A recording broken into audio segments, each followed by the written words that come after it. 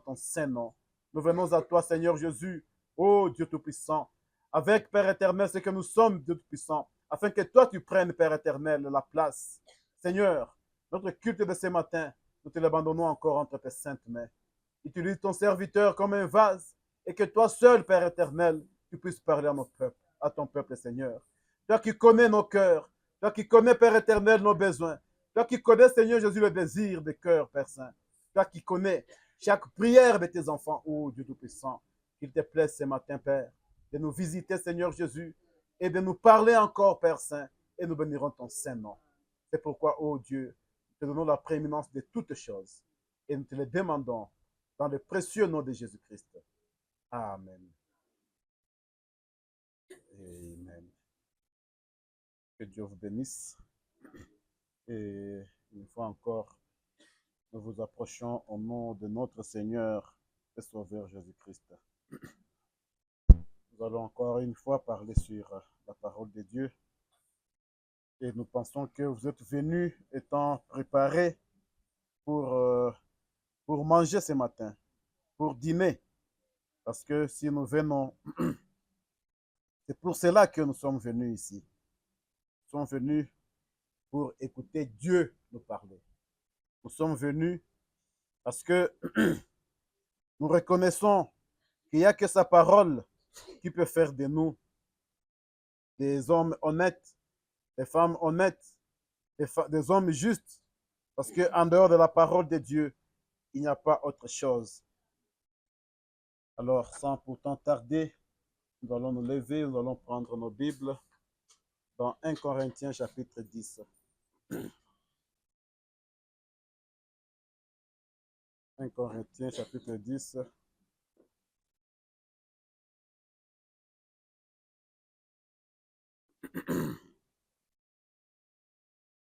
On va lire 1 à 4. Frères, je ne veux pas que vous ignoriez que nos pères ont tous été sous la nuée.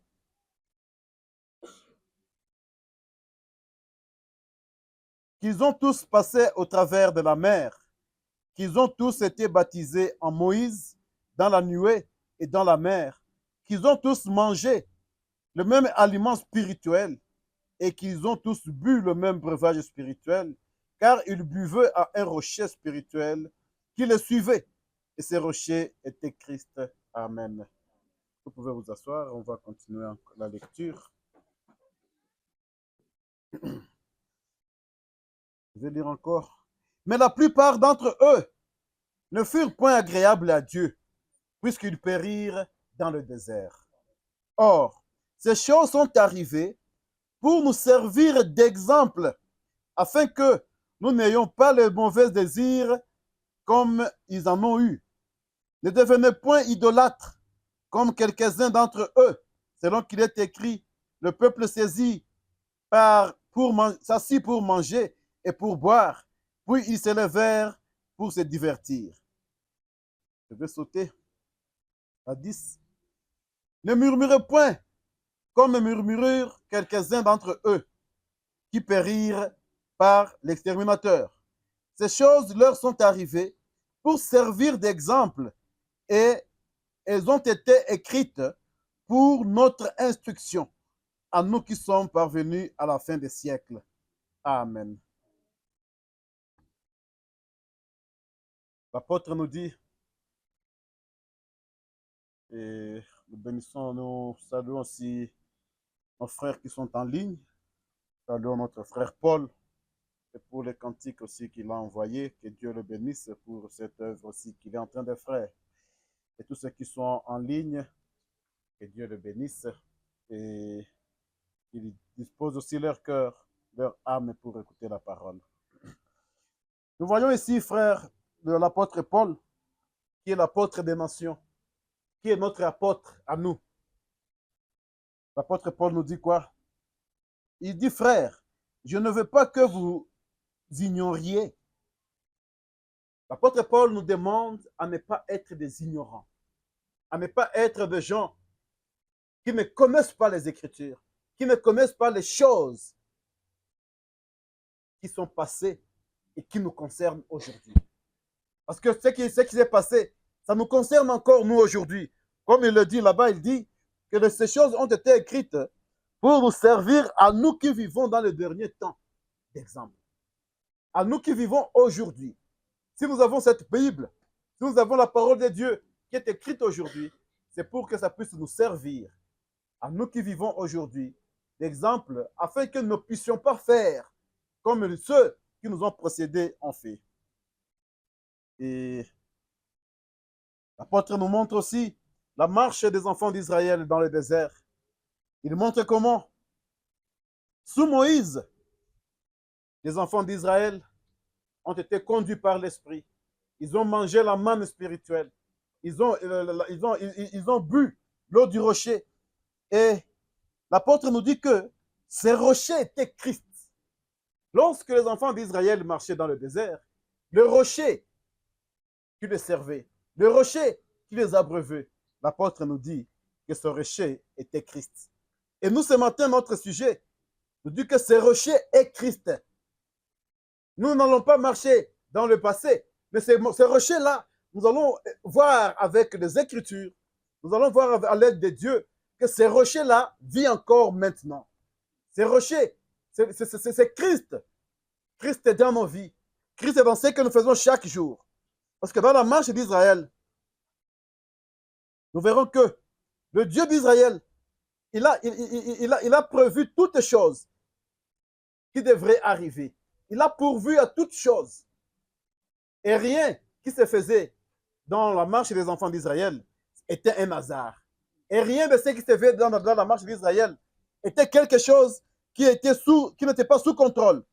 Ils ont bénéficié de tous ces dons de Dieu, de tous les dons de Dieu, de tout ce que Dieu avait vu que c'était nécessaire. On a vu, en lisant l'Écriture, que Dieu a pourvu même à répondre à certains de leurs besoins, à répondre à certains de leurs inquiétudes, de leurs désirs.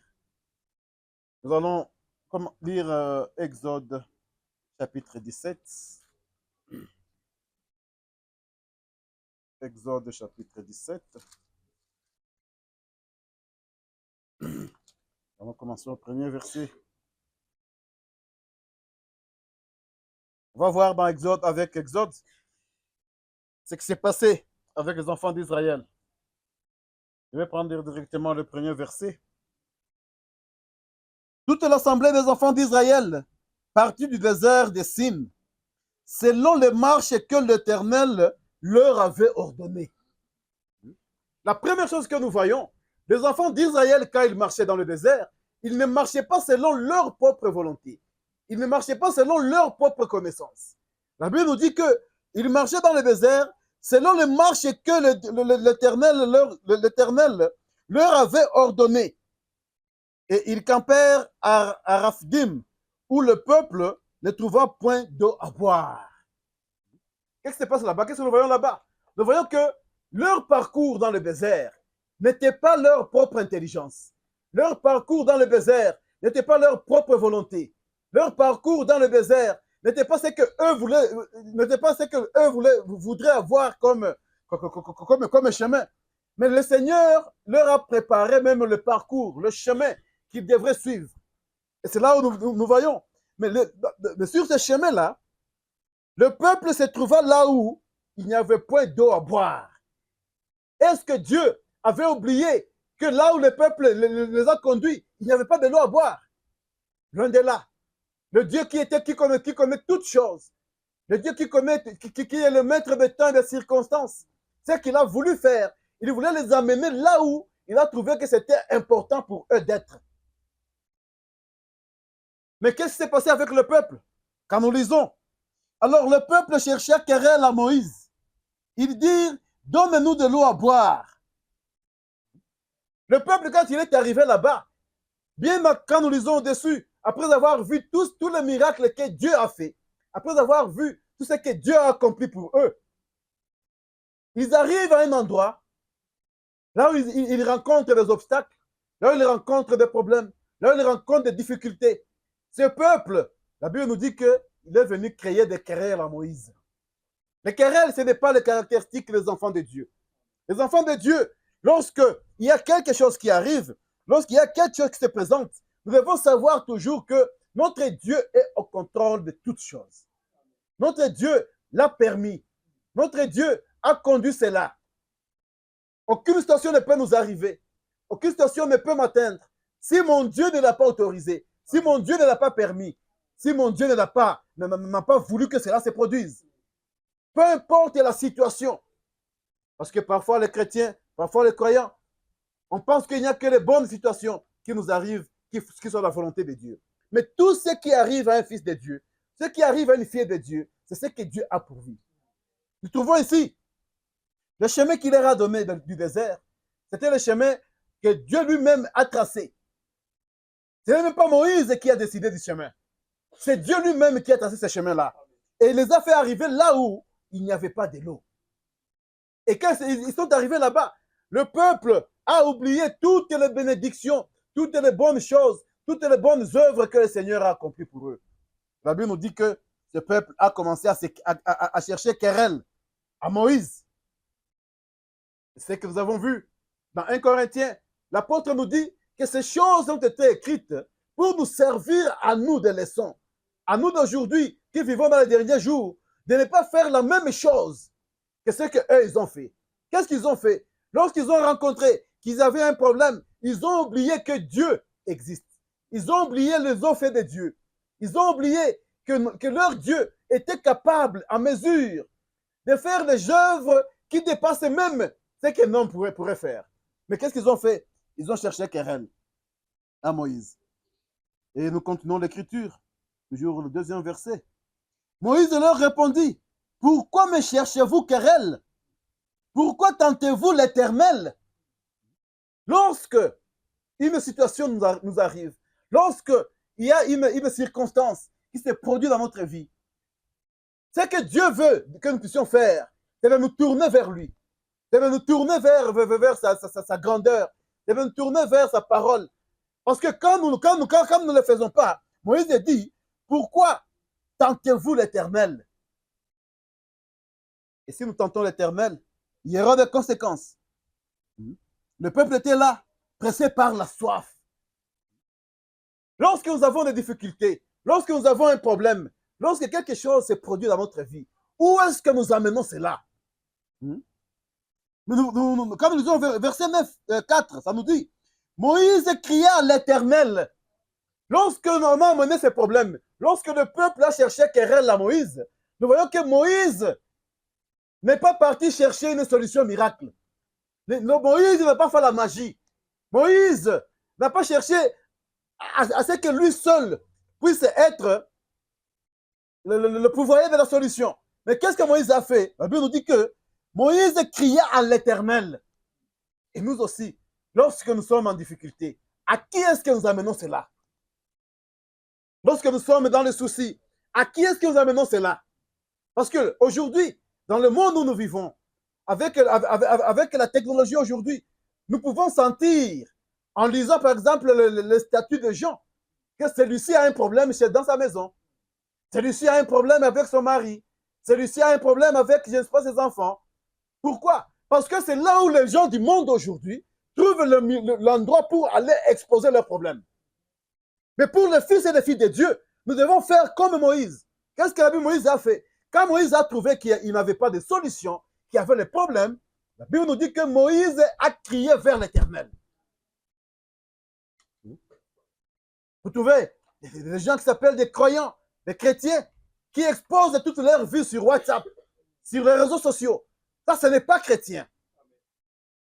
Ce n'est pas là où nous allons trouver la réponse à nos problèmes. Ce n'est pas là où nous allons trouver la réponse à nos difficultés. Et quand nous les exposons là-bas, nous nous adressons à qui? Aux païens. La Bible dit quelque part qu'au milieu de vous, il n'y a personne qui soit sage pour résoudre les problèmes qui peuvent exister entre frères, entre sœurs. S'il y a un problème, s'il y a une difficulté, là vous trouvez que c'est un meilleur endroit d'amener ça, c'est sur les réseaux sociaux, devant les païens. Et qu'est-ce qu'un fils de Dieu, une fille de Dieu va gagner en faisant cela? Au contraire, ça sera une voie où le diable est en train d'envoyer les gens pour se moquer de vous. pour se moquer de la parole de Dieu. Parce que les gens diront, hey, même eux font ça. Même eux aussi, ils ont ça.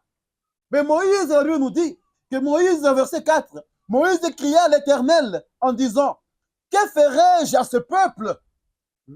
Moïse, à lui seul, n'avait pas de solution. Moïse, à lui seul, était un homme qui était limité. Malgré qu'il était prophète, mais Moïse était limité. Et c'est là, ce que nous avons vu avec les serviteurs de Dieu, la semaine qui vient de s'écouler. Frère Branham dit quelque part que l'homme reste un homme. Et cet homme, malgré qu'il soit prophète, Moïse était un grand prophète. Mais qu'est-ce qui s'est passé? Il dit à l'Éternel, encore un peu de temps, et ce peuple va me lapider. Moïse n'avait plus de solution. Il était déjà bloqué. Il ne savait plus quoi faire. Pourquoi? Parce qu'il était un homme et il était limité. Et c'est là où nous avons vu, Frère Branham nous dit que tout homme, et nous voyons que tout homme sans la révélation de Dieu, il sera en dehors du plan de Dieu.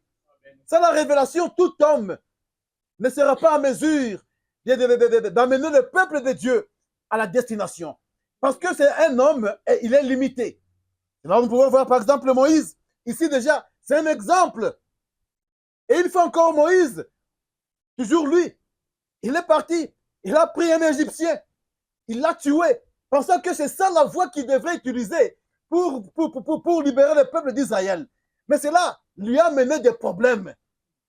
Pourquoi? Parce qu'il n'a pas attendu le temps de Dieu.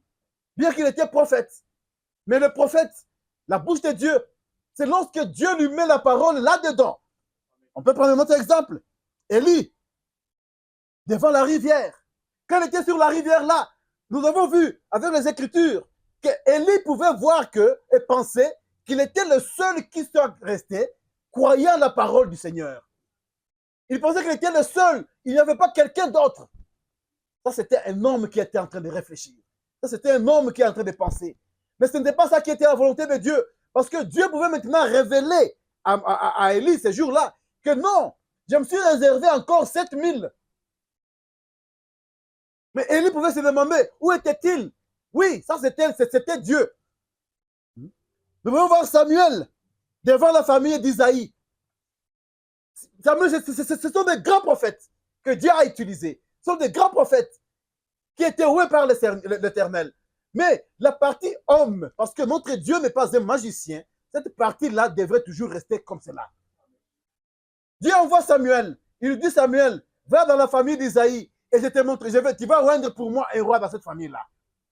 Samuel arrive. La première personne qui s'est présentée, le grand frère aimé de David. Samuel, quand il le regarde Samuel qui dit, voici le oint de l'Éternel qui est devant moi. Il fallait que Dieu vienne le corriger. Amen. Parce qu'il y a des gens qui nous disent, non, vous voyez seulement Branham. Non, c'est toute la Bible. Amen. Dans toute la Bible, Dieu a toujours corrigé ses prophètes. Dans toute la Bible, Dieu a toujours montré qu'un homme reste un homme. Amen. Et quand moi, Dieu, je ne l'inspire pas, quand moi, Dieu, je ne lui donne pas, cet homme-là fera d'erreur. Si seulement Dieu n'aurait pas parlé à Samuel, Samuel devrait rendre celui-là comme roi. Mais ce n'était pas l'homme selon le cœur de Dieu. Parce qu'il y avait un roi qui était selon le cœur de Dieu. Et seul Dieu le savait, seul Dieu le connaissait, parce que c'est Dieu qui l'avait créé. Amen. Et l'homme qui était l'homme de Dieu, qui était l'homme que Dieu avait envoyé, aussi longtemps que Dieu ne l'avait pas révélé cela, c'était un homme comme toi, comme moi, qui le voit. Et qu'est-ce que Dieu lui a dit au grand Samuel? Il dit, vous les hommes. Amen. Hein? Vous les hommes, vous regardez selon ce que vous frappez à l'œil. Mais moi, je regarde le cœur. C'est ça la différence. Or, l'homme ne peut jamais regarder dans le cœur d'un autre homme. Il n'y a que Dieu qui peut faire ça. Nous voyons Élisée. Élisée qui est là, avec la Sunamite, qui avait eu un problème. Cette Sunamite, quand elle est venue, elle avait accueilli les serviteurs de Dieu. Et elle a dit à son mari, cet homme de Dieu passe ici chaque jour. Je souhaite qu'on puisse lui construire une maison. Quand il sera en train de passer, qu'il se repose. Ce sont de bonnes œuvres que Vous voyez, il y a une tsunamite qui est écrite dans la Bible. Parce que Dieu n'a pas mis n'importe quoi dans la Bible. Dieu a mis l'important parce que ce qui est là-dedans, Frère Branham nous dit que c'est pour le plan du salut. Et dans le plan du salut, il y a une tsunamite. Pourquoi? Parce qu'elle a seulement pensé à faire du bien à un serviteur de Dieu. Amen. Il faut savoir s'attirer les bénédictions. Il faut savoir s'attirer les bénédictions des prophètes, les bénédictions des serviteurs de Dieu. Amen. Et le serviteur de Dieu, quand il s'est endormi sur le lit, il a posé la question à son serviteur, qu'est-ce qu'on peut faire à cette tsunamite? Le serviteur lui dira, elle n'a pas d'enfant. Il dit, je te donne un enfant. À cause d'une bonne œuvre qu'elle a faite. Amen. Le serviteur de Dieu lui dira, je te donne un enfant. Amen. Mais quand elle était partie, l'enfant est tombé malade. Lorsque l'enfant a eu l'âge où la famille commençait déjà à être content d'avoir un enfant, l'enfant est mort. Cette tsunamite, elle n'a pas créé de querelles comme les Israélites l'ont fait dans le désert chez Moïse. Non. Mais elle a su qui m'a donné cet enfant.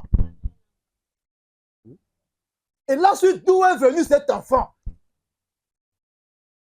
Parce que quand on lui parlait de cet enfant, qu'est-ce qu'il a dit? Il a dit à l'homme de Dieu, ne me trompez pas. Ne me donne pas un espoir, un espoir vain. Je n'ai pas demandé d'enfant. Moi, j'ai déjà accepté que je n'aurais pas d'enfant. Mais l'homme de Dieu lui a donné ça. Parce que le cœur de l'homme de Dieu était dans la joie. Amen. Et il lui a donné ça. Dans cette minute, qu'est-ce qu'elle a fait? Elle est partie. Elle a dit à son serviteur, ne m'arrête pas sur le chemin. Même si on t'arrête, toi, elle continue tout seulement. Et lorsque l'homme de Dieu a vu, lorsque de loin, dit, ça, ce n'est pas la tsunamite qui vient. Il dit, oui, c'est elle qui vient. Mais qu'est-ce qu'elle vient faire? Il dit à Géhazi, va la poser la question. Est-ce qu'elle va bien? Est-ce que son mari va bien? Est-ce que la famille va bien? Est-ce que ses enfants vont bien? Amen. Parce que lorsqu'on vient voir un serviteur de Dieu, le serviteur de Dieu s'attend, c'est qu'il y ait quelque chose que nous devons résoudre. Amen. Et voici l'homme de Dieu qui dira, Dieu ne m'a pas révélé ça. Oui, si Dieu ne te le révèle pas, tu ne le sauras pas. Parce que tu es un homme. Et cette partie homme, nous devons savoir que ce matin, ça existe toujours. Amen. Est-ce que ça sera différent avec le serviteur de Dieu? Notre prophète de cette terre-ci, William Henry Branham? Non, monsieur. On va lire dans Aveugle Bartimée. On va voir ce que le prophète Branham nous dit aussi là-dedans. Aveugle Bartimée. Non, vous voyez, lui, la bouche de Dieu, tout ce qu'il dit de A à Z, écoutez, ce sont des choses qui viennent de la pensée de l'homme. Mais on vient de voir dans les Écritures plusieurs prophètes qui ont existé avant lui, qu'il y avait toujours la part de l'homme en eux. Et lorsque cette part-là, lorsque Dieu n'avait pas donné la parole, nous voyons que ces hommes, ils ont réfléchi comme les hommes. Et cela n'a pas toujours été la parole de Dieu. Oh là là. Ils ont toujours réfléchi comme des hommes. Aveugle Bartimée, paragraphe 13. Frère nous dit ceci, par rapport à eux, par rapport à nous les serviteurs de Dieu. Il nous dit ceci. Dieu ne révèle pas tout à ses prophètes. Amen. Il dit, Dieu ne révèle pas tout à ses prophètes. Il ne révèle à ses prophètes que ce qu'ils veulent qu'ils sachent. Amen. Dieu révèle à ses prophètes seulement ce que Dieu veut que ces prophètes-là sachent. Hein? Il dit, il ne révèle pas tout à son prophète. Pourquoi? Parce que ce prophète, c'est un homme. Ce prophète aussi, qu'est-ce qui se passe? Dieu s'emprunte toujours. Dieu utilise toujours son homme. Dieu prend quelque chose. Quand il veut s'exprimer, il vient, il prend cette bouche-là, il l'utilise. Mais d'autres temps, il laisse l'homme libre à vaquer ses occupations. C'est pourquoi vous pouvez voir Frère Branham en train de laver sa voiture. Parce que c'était sa vie. On pouvait le voir partir à la chasse. On pouvait le voir partir à la pêche. C'était sa vie. Mais quand Dieu avait besoin de la chasse là, Dieu venait intervenir. Un jour, qu'est-ce que Dieu a fait? Dieu lui a dit, comme il était chasseur, il lui dit, dis ce que tu veux. Non, j'ai cherché mes écureuils, je ne les ai pas trouvés. Tu veux en avoir combien? Ah, 3. Dieu lui dit, tu veux en avoir 3. Il dit, tu veux que le premier soit où? Il dit, ici. En pointant les doigts, l'écureuil s'est pointé là-bas. Il a pris son âme, il a tiré. L'écureuil est tombé. Il est parti voir si le sang coulait. Et ce n'est pas une vision. Le sang coule. Si le chien était content, il a voulu aller voir l'église pour dire, regardez ce que j'ai fait. Il a commencé à partir. La partie homme. Mais Dieu lui dit une chose. Il dit, tu ne m'as pas dit un. Tu as dit combien? Ah, mon Dieu, pardonne-moi. L'autre ici. Directement, l'écureuil s'est pointé. Il a frappé encore. Il a encore oublié. C'est ça la partie homme. Amen. Mais Dieu n'oublie jamais. Amen. Dieu lui a dit, tu as dit combien? Il dit, oh mon Dieu, pardonne-moi. Je suis très content. Je vais aller montrer ceci déjà. Le troisième, je veux que ça soit ici. Et les 3 écureuils s'étaient produits. On voit là, il y avait la partie Dieu, il y avait la partie homme. L'homme pouvait faire ce qu'il pouvait faire comme homme. Et Dieu nous dit que je sais de quoi vous êtes formés. Amen. Dieu ne l'oublie pas. Dieu ne l'oublie pas. Il dit que, il dit, ce grand prophète Élisée, bien qu'il était puissant et béni de Dieu, c'était un puissant prophète qui était béni de Dieu. Je saute un peu. Je prends le dernier paragraphe. Il dit, mais tu m'as écouté la femme. Elle a répondu, tout va bien. Quelle foi! J'aimerais que Dieu nous donne une telle foi. Son enfant était étendu là, un cadavre. Et son mari s'est tordu la main, les voisins, les cheveux, tout le monde. Mais la foi, la femme avait la foi. Et voilà, une mère à laquelle la mort avait arraché et pris ce qu'elle avait de plus cher. Mais elle disait, tout va bien. Le prophète dit qu'il aimerait voir des mères pareilles ce matin. Il aimerait voir des mères qui prennent la parole de Dieu comme la source de tout ce dont ils n'ont pas, de tout ce qu'elles manquent. Qu'elles puissent voir que Dieu, mon Dieu est capable. La mort de son fils ne lui a rien dit. Elle a dit au prophète que tout va bien. Parce qu'elle croyait, elle savait que le prophète pouvait faire quelque chose. Elle dit, je crois que ton âme ton Dieu est vivant et ton âme aussi est vivante. Et si le Dieu vivant est dans ton âme qui est vivante, ça peut aussi rendre la vie à mon fils. C'était ça la foi que cette femme-là avait. Elle dit, elle était près de l'homme qui représentait Dieu à cette époque-là. Le prophète Élisée était l'homme qui représentait Dieu à cette époque-là.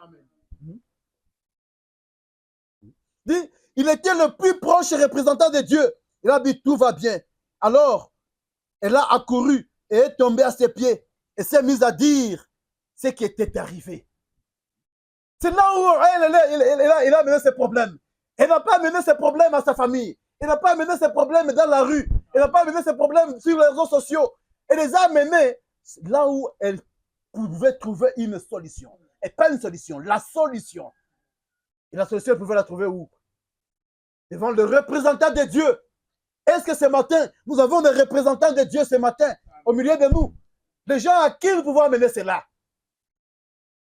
Parce que l'apôtre Paul nous a parlé, nous a dit que le rocher là, qui marchait avec les enfants d'Israël, dit que c'était Christ. Donc nous aussi ce matin, nous devons savoir. Et le rocher a fait quoi? Le rocher était la solution à leur problème. Le rocher était la solution. Dans la Bible, Exode chapitre 17, là où nous étions en train de lire. Là où nous étions en train de lire.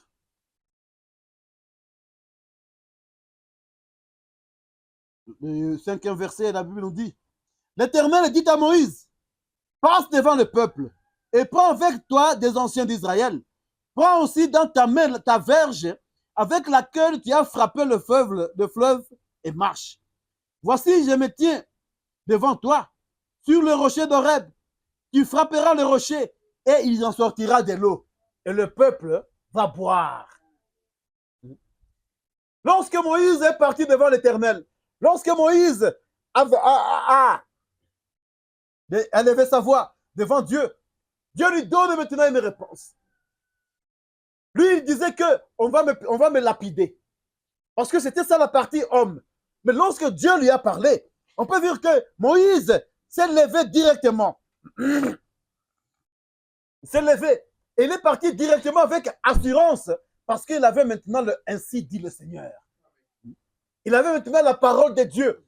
Et Moïse avait maintenant cette certitude, cette garantie que personne ne pourra encore le lapider parce que Dieu avait déjà donné la solution. Et où était la solution? La solution était sur le rocher.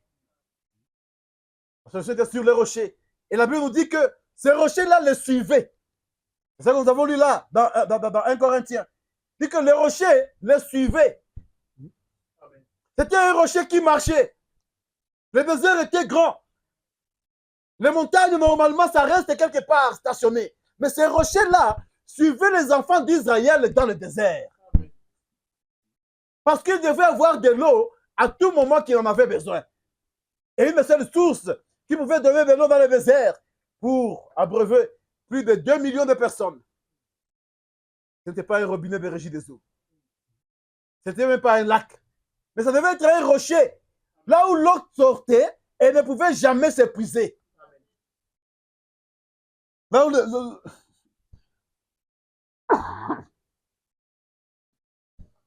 Disons question-réponse numéro 3. Du 30. Question-réponse numéro 3. Du 30 août 1964. On va lire le paragraphe 109b.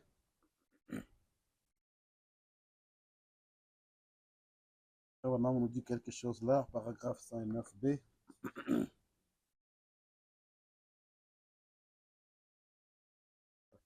Qu'est-ce qu'il nous dit là?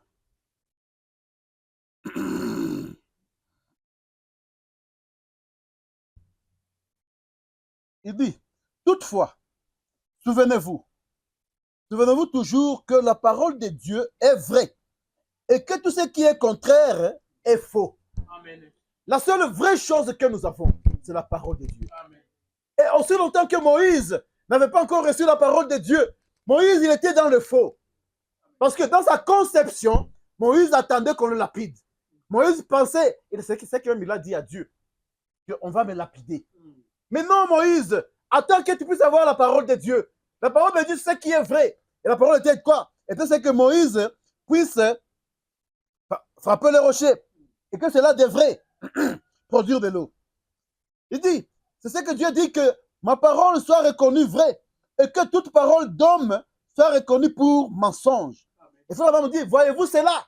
Il dit, c'est ce que nous désirons faire. C'est cela. Pardon. Il dit, ce que nous désirons faire, c'est de croire cela. Amen. Ce que Frère Branham désire faire, ou désirait faire à son époque, c'était croire que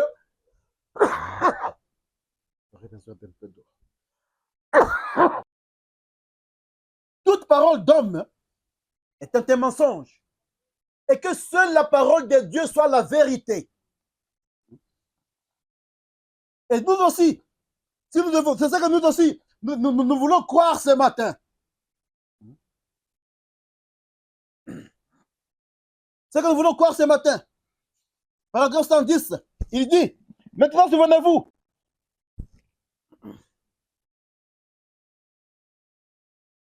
Non, on va... Oui, c'est ça que nous désirons faire ce matin. Nous désirons seulement une chose, c'est croire la parole de Dieu et prendre toute parole d'homme comme un mensonge. Et nous avons vu les paroles des prophètes.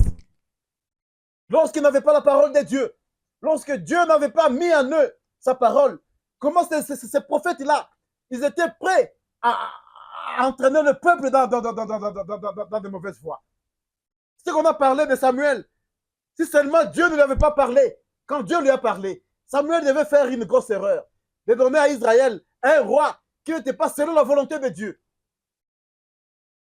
Il devait seulement attendre la parole de Dieu, parce que c'est la seule vérité que nous avons. La seule vérité que l'Église a ce matin, c'est ce qui vient de la bouche de Dieu. Ce qui vient de la bouche de Dieu. Frère, on nous dit une chose. Paragraphe 110, il dit, maintenant, souvenez-vous, nous ne sommes pas la parole, pourtant, nous sommes la parole. Et ce matin, souvenez-vous que nous ne sommes pas la parole, mais pourtant, nous sommes la parole. Quand est-ce que nous sommes la parole? Nous sommes la parole lorsque nous prenons la parole de Dieu et nous ne répétons que cette parole-là. Que lorsque nous prenons la parole de Dieu et qu'elle soit, nous faisons de cela notre vie. Il continue.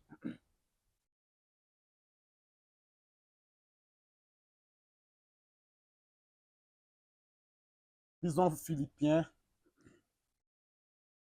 2.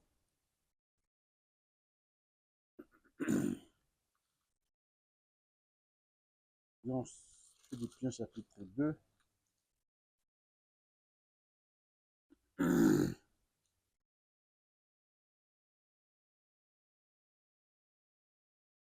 Ok, je vais lire ça. Terminons d'abord ça, le paragraphe 110. Il dit, nous ne sommes pas la parole, pourtant, nous sommes la parole. Il dit, oui, comprenez-vous cela maintenant? Il dit, Jésus n'était pas Dieu. Pourquoi vous ne dites pas Amen? Amen. Il dit, Jésus n'était pas Dieu. Il dit, pourtant il était Dieu. Pourquoi? Parce que Jésus était 100% homme. Mais il était encore 100% Dieu. Amen. Dit, quelqu'un qui pouvait dire que Jésus n'était pas Dieu, il avait raison.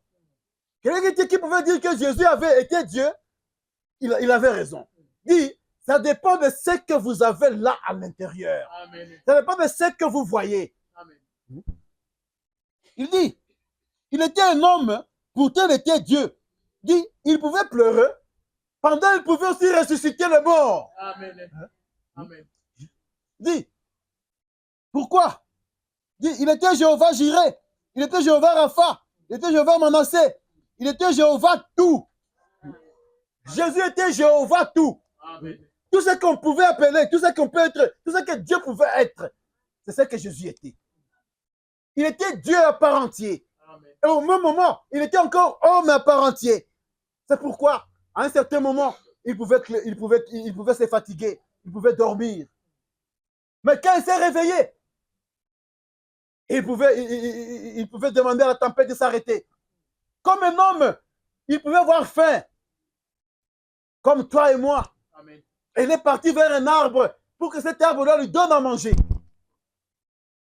Et quand l'arbre n'a pas produit le fruit, comme Dieu, il a maudit cet arbre-là. Il a maudit cet arbre-là. Il dit, mais malgré tout cela, il n'avait aucun endroit où reposer sa tête. Pourtant, il a créé le... Oh, j'ai sauté un peu. Il dit, la terre lui appartenait et c'est lui qui l'avait créée. Mais il n'avait aucun endroit pour reposer sa tête. Et pour qu'est-ce qu'il est venu faire?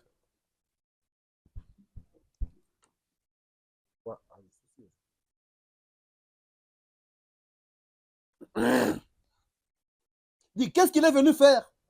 Le rocher là qui marchait, le rocher avait quitté déjà le désert. Et le rocher était venu sur la terre. Il a pris une autre forme pour venir continuer les œuvres qu'il faisait toujours dans le désert. Amen. Qui était l'œuvre du salut. C'est là où lorsque nous lisons dans Jean 3, 16, il dit, car Dieu a tant aimé le monde qu'il a donné son Fils unique, afin que quiconque croit à lui ne périsse point, mais qu'il ait la vie éternelle. Amen. On va voir ces rochers-là. Il dit Jésus était Jéhovah tout. Dans Philippiens, qu'est-ce qu'on nous dit? Philippiens 2, 7.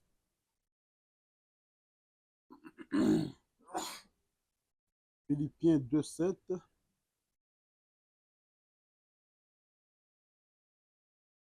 J'ai mal pris ça. J'ai mal pris la référence. Ah bon? Non.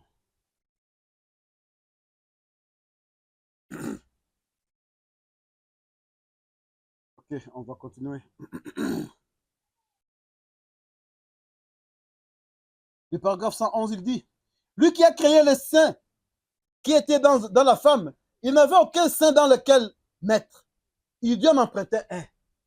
Oui, lorsque maintenant ce rocher est venu sur la terre, lorsque ce rocher est venu finaliser l'œuvre du salut, nous avons vu qu'il n'a pas mené une vie vraiment luxueuse. Abraham nous dit, lui qui avait créé la femme, il est venu s'emprunter. Tout ce que le Seigneur faisait, il s'empruntait. Si nous lisons les Écritures, ce n'était pas quelqu'un qui avait une vie de luxe, comme on a vu dans le serment qui était passé. Même lorsqu'il devait entrer en Israël, il est parti pour s'emprunter un âne. Ici, le frère nous dit, il n'avait aucun sein dans lequel mettre, Dieu m'empruntait un. Il créait la terre, mais il n'avait aucun endroit où être enseveli. Il a dû m'emprunter un trou dans la terre pour y être enseveli. À Joseph d'Arimathée. Il dit, voyez-vous, pourtant il était Dieu. Il avait prouvé qu'il était Dieu. Amen. Jésus avait prouvé qu'il était Dieu. Mais quand il était sur la terre, il ne s'est pas mis dans des choses, des grandes choses, des choses qui frappent. Ce n'est pas ça qui l'intéressait. Parce qu'il avait une mission à accomplir. Il était en train de nous montrer l'exemple de ce que nous devons être, nos fils et filles de Dieu. Amen. Les gens qui doivent s'abandonner à Dieu. Les gens qui ne doivent attendre que la volonté de Dieu. Les gens qui doivent se contenter de ce que Dieu leur donne. C'est pourquoi lorsque le disciple lui a demandé comment nous allons commencer à prier, il a dit, Père, donne-nous aujourd'hui notre pain de séjour. Jésus n'a jamais demandé à ce que les disciples puissent demander le stock. Si déjà tu as le pain de manger aujourd'hui et demain, c'est déjà beaucoup. Mais si tu as le pain de chaque jour, remercie Dieu. Parce que quelque part, l'Écriture dit, à chaque jour suffit sa peine. Dieu prend soin de nous jour après jour. Et c'est ça qu'il a fait ici. Il n'avait pas besoin. Il avait créé le ventre, il avait créé la femme, mais il est parti s'emprunter chez Marie. Même pour être enseveli. On a vu qu'il est parti s'emprunter le trou de quelqu'un. Parce que lui-même, il n'en avait pas un sur la terre. Parce que la terre, ce n'était pas chez lui. C'est pourquoi le Fils de Dieu, mes frères, mes soeurs, cette terre aussi ne nous appartient pas. C'est l'exemple que le Seigneur nous a donné lui-même. C'est l'exemple que lui seul nous a donné.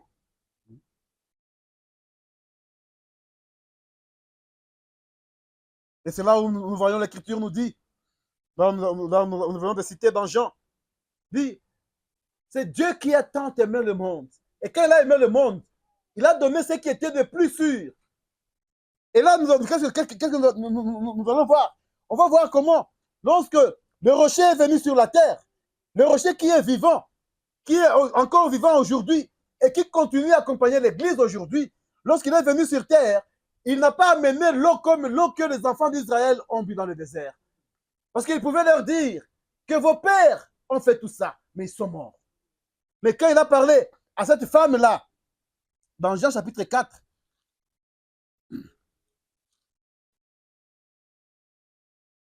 on va commencer au 10e verset. Il dit, Jésus lui répondit, si tu connaissais le don de Dieu, et qui est celui qui te dit, donne-moi à boire, tu lui aurais toi-même demandé à boire, et il t'aurait donné de l'eau vive. Et si tu connaissais le don de Dieu sur la terre, et qui est celui qui te demande de l'eau, c'est toi qui lui aurais demandé de l'eau. Pourquoi? Parce qu'il y avait celui que Dieu avait envoyé, le don qui était sur la terre. lorsque Dieu a tant aimé le monde, il a envoyé un don sur la terre. Et ce don-là donnait la vie éternelle. Il dit, Seigneur, lui dit la femme, tu n'as rien pour puiser, et le puits est profond. D'où aurais-tu donc cette eau vive? Es-tu plus grand que notre père Jacob? Je saute 14. Le 13 d'abord. Jésus lui répondit, quiconque boit de cette eau aura encore soif. Les enfants d'Israël, quand ils ont bu de l'eau dans le désert, ils ont eu encore soif. Mais ici, nous voyons, il dit, mais celui qui boira de l'eau que je lui donnerai n'aura jamais soif. Et l'eau que je lui donnerai deviendra en lui une source d'eau qui jaillira jusque dans la vie éternelle. Amen. Jésus qui est la source, qui est le rocher, qui nous donne de l'eau aujourd'hui. Il dit que cette eau-là qu'il nous donne, quand nous la buvons, cette eau ne se limite pas là. C'est une eau maintenant qui va produire dans le chrétien la source de la vie, qui va jaillir jusque dans la vie éternelle.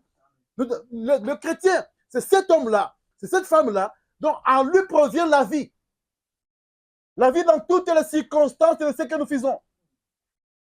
Là où se trouve le chrétien, on doit trouver la paix, on doit trouver la joie, on doit trouver le désir. C'est là, frère Maman me dit quelque part, il dit, il y a des hommes dont on a envie de rester avec eux. On a envie de rester à côté d'eux. Pourquoi? Parce que c'est une source de la vie. Il est en train de produire la vie. Et la Bible nous dit, Jésus a dit à la femme que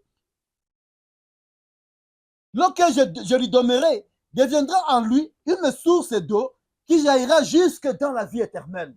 Ça ne sera pas une source comme celle qu'ils ont bu au niveau du désert. Ils ont bu, mais ils sont morts. Ils ont bu, mais ils étaient malades. Ils ont bu, mais tous ont été enterrés. La femme lui dit, Seigneur, donne-moi cette eau afin que je n'ai plus soif et que je ne vienne plus puiser ici. Ça, c'est la demande que chacun d'entre nous veut demander à Dieu. Que Dieu qui donne cette eau, cette source-là, que nous donne cette eau, afin qu'on ne vienne plus puiser, afin qu'on ne retourne plus dans les choses du monde, ces choses-là qui faisaient de nous des fils de la rébellion, ces choses-là qui faisaient de nous des filles difficiles, des femmes difficiles, des gens que les gens du monde fuyaient, les gens qui n'étaient pas fréquentables. Mais la source, l'eau que le Seigneur nous donne, lorsque nous sommes en train de le boire, lorsque nous sommes en train de le manger, ça nous donne la source de la vie, une source qui vivifie. On devient des filles, on devient des femmes, on devient des hommes que les gens veulent côtoyer, que les gens veulent rencontrer. Quand je suis à côté de tel, je me sens vraiment très bien. Quand tu lui parles, nous sentons en nous qu'il y a la joie. Les gens du monde viennent donc pour demander conseil. Pourquoi ils viennent? Parce qu'ils ont besoin de boire cette eau-là. Ils ont vu en vous une source qui produit de l'eau. Et ce n'est pas n'importe quelle eau. C'est une eau qui est vive. C'est ce que le Seigneur a promis. C'est ce que le Seigneur a promis de nous donner.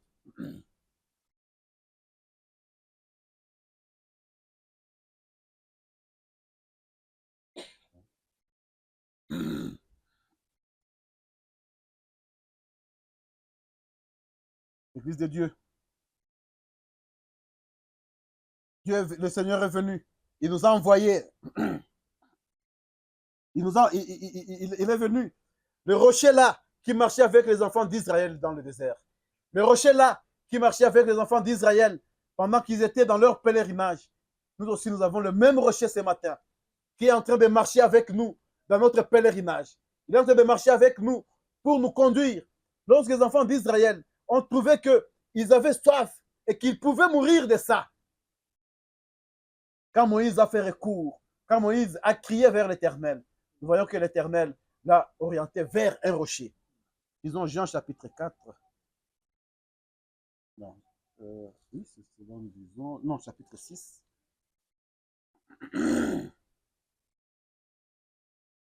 Jean chapitre 6, verset 35. Jésus leur dit, je suis le pain de vie. Celui qui vient à moi n'aura jamais faim. Et celui qui croit en moi n'aura jamais soif. Qu'est-ce que nous voyons? Nous voyons que notre rocher actuellement ne produit pas seulement de l'eau, mais il donne aussi le pain. Il donne aussi la parole. Il dit, je suis le pain. Quelqu'un qui me mange, n'aura plus jamais faim. Et celui qui croit en moi n'aura plus jamais soif. Parce que c'est le rocher qui est en train de marcher avec nous aujourd'hui. C'est le rocher qui est en train de conduire l'Église. C'est le rocher qui est en train de conduire le croyant. C'est le rocher sur lequel nous avons la nourriture, nous avons aussi l'eau. C'est-à-dire, comme les enfants d'Israël, ils étaient en train de manger et de boire dans le désert. Aujourd'hui aussi, nous avons le même rocher qui produit pour nous les chrétiens et la nourriture et l'eau. Et ce que ça produit, ce n'est pas quelque chose d'éphémère. Ce n'est pas quelque chose qui va passer avec le temps. Mais c'est quelque chose qui va durer éternellement. Au verset 54, il dit de toujours Jean chapitre 6. Il dit, celui qui mange ma chair et qui boit mon sang a la vie éternelle et je le ressusciterai au dernier jour. Alléluia. Il dit, celui qui mange ma chair et qui boit mon sang a la vie éternelle. Et puis, je le ressusciterai au dernier jour. Ceux qui ont bu et mangé dans le désert, ils sont morts. Mais nous, Dieu nous promet quoi? Il nous promet même la résurrection au dernier jour, parce qu'en nous, il y aura la vie éternelle. Quand nous mangeons et nous buvons cette parole que nous sommes en train d'écouter ce matin, il y a la vie éternelle qui entre en nous. Il y a la vie éternelle qui est en train de se produire. Et une autre promesse qui est suivie là-bas, c'est une promesse de la résurrection. Le Seigneur, sachant qu'il y a ceux-là qui vont se reposer, il nous a promis aussi de nous ressusciter parce que nous sommes en train de boire et de manger la nourriture qui n'est pas une nourriture passagère, mais qui est une nourriture et une eau qui est pour la vie éternelle. Il continue. Il dit, car ma chair est vraiment une nourriture et mon sang est vraiment un breuvage. Il dit, celui qui mange ma chair et qui boit mon sang demeure en moi et je demeure en lui. Amen. On dit ça encore une fois ici. L'homme sait qu'il mange. L'homme sait ce qu'il mange. Quand on voit les enfants, on se dit, ah, cet enfant mange. Et les parents peuvent dire oui, c'est un enfant qui mange bien. Et quand on voit un autre, on dit, cet enfant ne mange pas. Et le Seigneur nous dit quoi? Il nous dit, celui qui mange ma chair et qui boit mon sang demeure en moi et je demeure en lui. Parce que nous sommes ce que nous sommes en train de manger. Et qu'est-ce que nous mangeons? Nous mangeons la parole de Dieu. Qu'est-ce que nous mangeons? Nous mangeons le message. Nous mangeons ce que Dieu nous a donné. Nous devons être un avec Dieu. Nous devons être un avec Jésus. Nous devons être un avec ces rochers-là. Nous devons manger la même nourriture. Nous devons manger sur ces rochers-là. Nous devons manger ces rochers-là même. Nous devons manger ces rochers-là même. Il dit, celui qui mange et boit demeure en moi et moi je demeure en lui.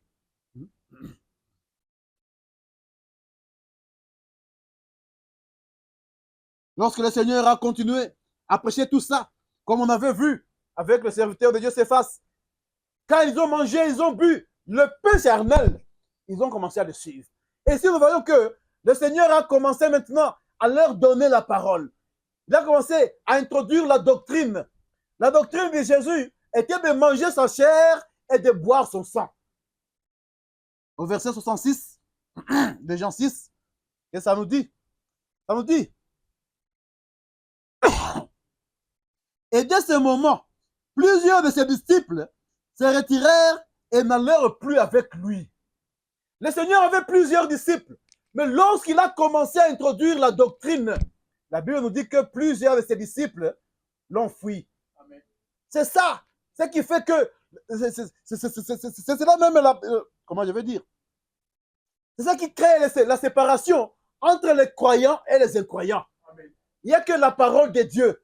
Il n'y a que le message. Il n'y a que lorsque la doctrine est prêchée. C'est là où ceux-là qui n'étaient pas prédestinés vont fuir. Amen. ne vont pas supporter cela. La Bible nous dit que dès ce moment-là, plusieurs de ses disciples l'ont quitté.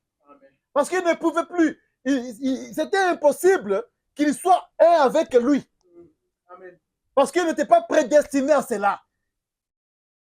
Ils n'avaient pas les gènes de Dieu en eux. Parce que s'ils devraient manger cette nourriture-là, s'ils devaient boire ces breuvages, ils devraient être un avec Dieu. Mais il n'y a que ceux-là que Jésus avait prédestinés, que Dieu a connus avant la fondation du monde, qui devraient manger et boire sur ces choses-là.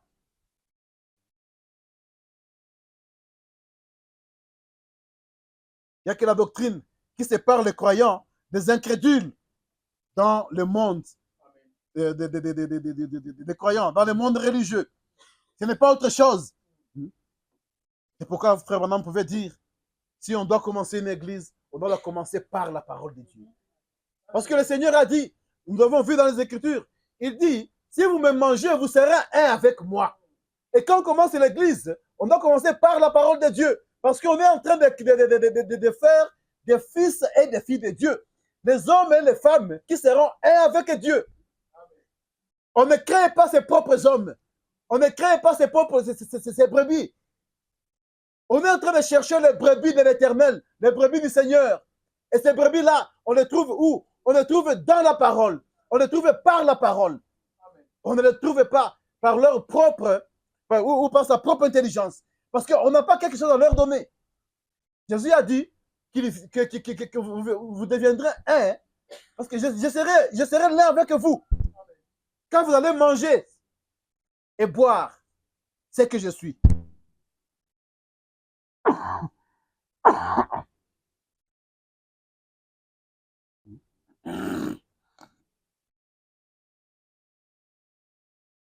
Et c'est là, vous pouvez voir que c'est là, nous le trouvons seulement dans la parole du Seigneur. Nous le trouvons seulement dans la parole de Dieu. Il n'y a pas un autre endroit où nous pouvons retrouver cette vie-là, si ce n'est pas dans la parole, si ce n'est pas dans ce que Dieu nous a prédestinés.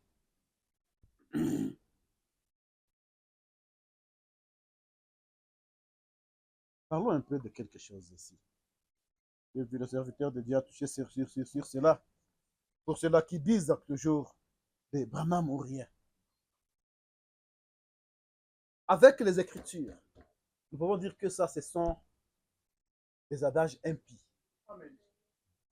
Parce que Dieu, quand il nous a appelés, Dieu nous a appelés à retourner dans la parole. Amen. Dieu nous a appelés à retourner dans ce qui est originel.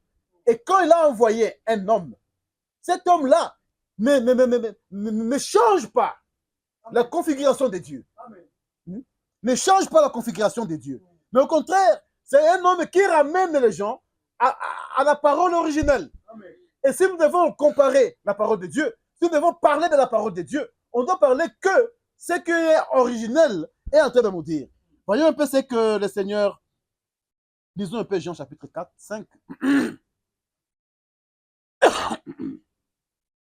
Dans ces récits, on voit les pharisiens, les gens de l'époque, qui étaient en train de dire aussi au Seigneur la même chose.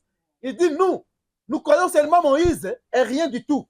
Il n'y a que Moïse qui est notre exemple. Il n'y a que Moïse qui nous a prêché. Qu'est-ce que le Seigneur leur dit? Il dit, car si vous croyez Moïse, Jean 5, Jean 5, verset 46, il dit, car si vous croyez Moïse, vous me croirez aussi parce qu'il l'a écrit à mon sujet. Lorsque Moïse a écrit au sujet de Jésus. Donc, quelqu'un ne pouvait pas dire qu'il croit à Moïse sans avoir cru à Jésus. Amen. Parce que Jésus, il était seulement la manifestation de ce que Moïse avait écrit. Amen. Et Branham n'a pas amené une autre chose. Branham n'a pas amené une autre écriture. Branham nous a amené seulement cette Bible. Amen. Et 47, il dit quoi? Mais si vous ne croyez pas à ces écrits, hein, vous ne croyez pas aux écrits de Moïse, vous ne croyez pas aussi à cette Bible, hein, il dit, comment croirez-vous à mes paroles? Amen. Ceux-là qui disent cela, ce sont des gens qui ne croient même pas à la parole de Dieu, qui ne croient même pas à cette Bible. Parce que s'ils croyaient dans la Bible, ils devaient savoir que la Bible a parlé de Branham. Et Branham n'a pas amené quelque chose de différent qui n'est pas dans la Bible. C'est pourquoi nous parlons de la Bible. Et nous, qu'est-ce qu'il a dit de dire? À tout moment, il nous ramène toujours là-dedans. Parce que c'est ça sa mission. Voyons quelque chose. Lisons Luc 16. Luc chapitre 16. Est-ce que j'ai bien écrit? Ah. Luc 16. On commence au verset 29. Luc 16, 29. Nous connaissons bien cette écriture. Ça parle de l'homme riche et du pauvre Lazare. Il dit 29. Abraham répondit, ils ont Moïse et les prophètes qui les écoutent. Il dit, ils ont Moïse et les prophètes. Amen. Moïse et les prophètes. Et les prophètes constituent quoi? Constituent Amen. Ça. Amen. Parce que quand on cherchait Moïse, on le cherchait où? Dans le rouleau. Quand on cherchait les prophètes, on le cherchait où? Dans le rouleau. Amen. Et Abraham pouvait dire à l'homme riche que ces gens-là, ils ont les écritures. Amen. Parce qu'ils ont Moïse, ils ont aussi les prophètes. Amen. Donc, s'il fallait chercher Dieu, s'il fallait chercher la vie éternelle, s'il fallait chercher le salut, il n'y a pas quelqu'un, il n'y a pas un autre endroit. Il y a un seul endroit. Et Abraham l'a dit à l'homme riche. Il dit, ils ont les prophètes et ils ont Moïse. Ça veut dire, ils ont quoi? Ils avaient les écrits. Amen. Ils avaient la Bible. Et nous aussi aujourd'hui, nous avons les prophètes, nous avons aussi Moïse. On ne peut pas aller à l'encontre pour aller chercher la vie éternelle. Qu'est-ce qu'il dit d'autre? Et de Moïse, il dit, et il dit, non, Père Abraham, mais si quelqu'un de mort va vers eux, ils se repentiront. Abraham lui dit, s'ils n'écoutent pas Moïse et les prophètes, est-ce que Moïse et les prophètes marchaient encore sur la terre? À cette époque-là, Moïse était parti il y avait longtemps. Les prophètes, d'ailleurs, le Seigneur, qu'est-ce qu'il a dit? Il a dit, leurs tombeaux sont là. Vous qui êtes les enfants de ceux-là qui les ont tués, aujourd'hui, vous êtes en train de faire quoi? Vous êtes en train d'embellir seulement les tombeaux. Mais il dit, ils doivent écouter Moïse et les prophètes. Amen. Comment écouter Moïse et les prophètes? C'est lorsqu'on est en train de croire ce qui est là. C'est que Moïse avait dit. Le Seigneur avait pris soin que cela soit écrit. Amen. Et désormais, nous devons retourner là-dedans pour recevoir la vie éternelle. Amen. Il dit, Abraham lui dit, non, s'ils n'écoutent pas Moïse et les prophètes, ils ne se seront pas persuadés si quelqu'un de mort, même si quelqu'un de mort ressuscité, même si Branham ressuscitait aujourd'hui, et que Branham nous disait que tout ce que vous croyez là est faux, parce que ces gens-là ne veulent pas croire cette parole. Amen. Ils ne croiront même pas Branham. Amen. Ça, c'est la vérité. Ils ne croiront même pas Branham. Parce que s'il faut croire Branham, Branham n'a pas fait quelque chose d'autre. Il nous a ramené seulement dans ses livres ici. Le message de William Marion Branham n'est pas quelque chose d'autre que le message qui est des prophètes et de Moïse. Amen. Nous croyons seulement. Ils ont dit, nous croyons Moïse ou rien. Il dit non, non, non, non, non, non, non. Si vous croyez Moïse, vous me croirez moi. Amen. En Branham ou rien. Non. C'est le même esprit des pharisiens. Amen. L'esprit qui rejette la parole de votre jour. Amen. L'esprit qui veut remplacer Dieu par un homme. Amen. Parce que leur Messie était sur la terre. Leur Dieu était sur la terre. La femme samaritaine pouvait le voir. Il dit, ah, il est écrit que quand il viendra, Amen, il nous dira ce que tu es en train de dire là. Mais eux, quand ils ont vu ça, ils ne pouvaient pas croire. Amen. Pourquoi? Ça n'était pas destiné pour eux. Amen, ça c'est vrai. Gloire à Dieu. Ça n'était pas destiné pour eux.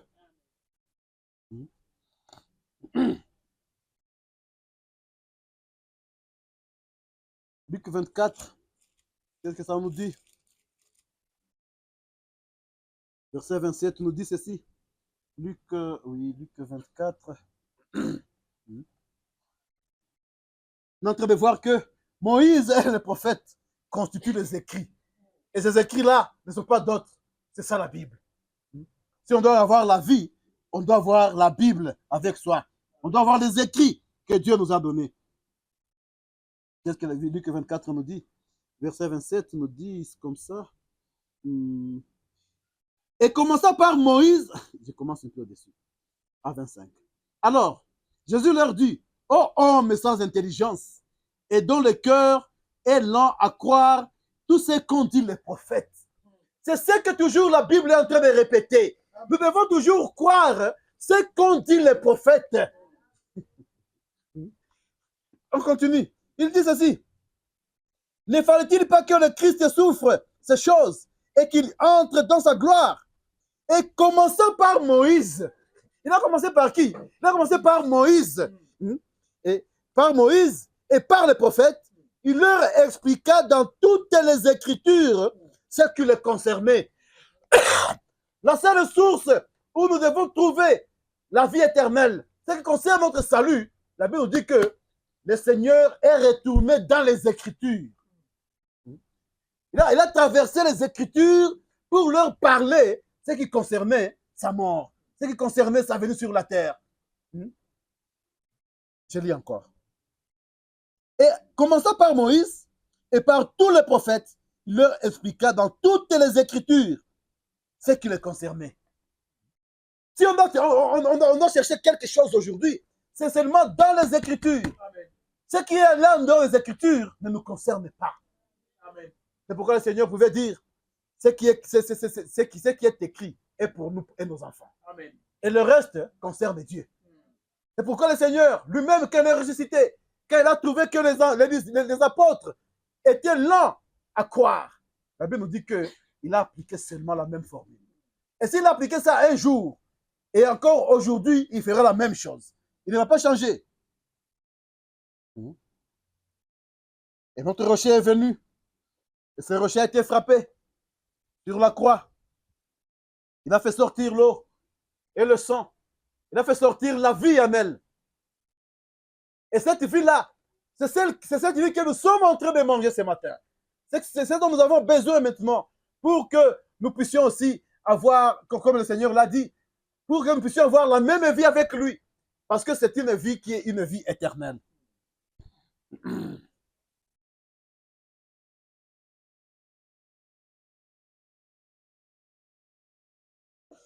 Et ce rocher aujourd'hui est en train de se constituer. Ce rocher est en train de marcher. Parce que Jésus a dit quoi? Il a dit, si nous mangeons, nous serons un avec lui. Donc nous serons aussi des rochers. Nous serons aussi des messies. Vous êtes fatigués? Disons, frère Branham, question-réponse numéro 3 toujours. Le paragraphe 112. Paragraphe 112. Jésus a dit, lorsque vous mangerez mon sang, ma chair, et ce pain-là qui est venu du ciel, et que vous boirez, il dit, je serai un avec vous. C'est la mathématique céleste. Amen. Alors, qu'est-ce que nous dit le prophète? Il nous dit ceci dans question-réponse numéro 3, paragraphe 112. Il dit, maintenant, comprenez-vous? Il dit, nous sommes des messiettes, mais pas c'est Jésus-là. Nous sommes des messiettes. Parce que quand tu as mangé le foufou, comment on reconnaît un moulouba? Bon, aujourd'hui, tout le monde est devenu moulouba. Mais à l'époque là, à l'époque de Maman Agnès, dans les années 80, il y avait que le moulouba qui mangeait le foufou. Comment on pouvait le voir par sa consistance physique? On pouvait voir un mourega qui mange trop d'indizi. Comment on dit? Il est un peu sec là. Quand on le voit, on dit oui, une mourega. On pouvait voir quelqu'un qui mange le bitoki. Vous êtes ce que vous mangez. Et non, lorsque vous avez mangé Christ, amen, vous devenez aussi Christ. Amen. Et là, le prophète nous dit quoi? Il dit, nous sommes des messiettes, mais pas ce Jésus-là. Même lui, Branham, mais pas ce Jésus-là. C'est un messiette, c'est un petit messie. Il dit, lui est notre Père. Nous sommes seulement loin de son esprit. Il dit, et voilà pourquoi, et cela trouble les gens. Amen. Amen. Quand nous mangeons, quand nous devenons des messiettes, mais pas ce Jésus-là, il dit, quand nous sommes loin de son esprit, cela trouble les gens. Amen. Frère Branham, comment ça trouble les gens? Il dit, voyez-vous, si vous ne vous arrêtez pas bien pour y réfléchir, cela amène les gens à croire cet homme serait le Messie. Amen. Amen. Est-ce que je parle à quelqu'un? Amen.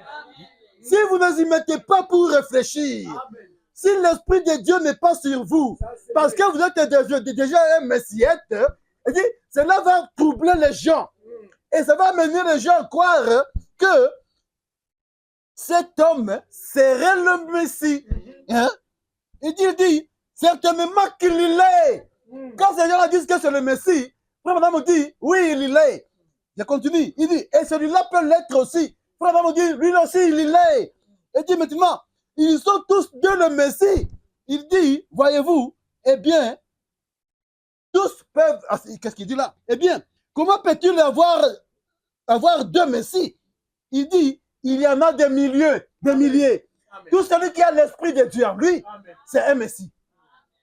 C'est pourquoi ces gens-là qui font des Branham leur Dieu, ils doivent nous appeler aussi leur Dieu. Oui, parce que nous sommes frères à Branham. Amen. Hein? Hey, si lui, il est Dieu, et nous sommes leurs frères, nous sommes les frères de leur Dieu. Normalement, ils doivent nous voir et nous adorer. Qu'il laisse celui qui dort. Nous qui sommes vivants des gens, nous devons. Parce que nous sommes quoi? Il dit quoi? Il dit, nous sommes des milliers de messiettes. Amen. Les gens qui ont mangé Messie et qui font que cela trouble les gens. Ça trouble qui? Ça trouble le monde. Amen. Ça trouble ceux-là qui ne sont pas prédestinés. Amen. Ça trouble ceux-là qui ne sont pas écrits, dont les noms ne sont pas écrits dans le livre là-bas. Ça les trouble comment? Il dit, quand il veut se dire, ah, il peut être le Messie. Il dit, mais non, nous ne sommes pas ce Jésus-là. Mais nous sommes seulement loin de son esprit. Amen. Pourquoi? Parce qu'il a dit, si vous mangez ma chair, si vous buvez mon sang, je serai en vous.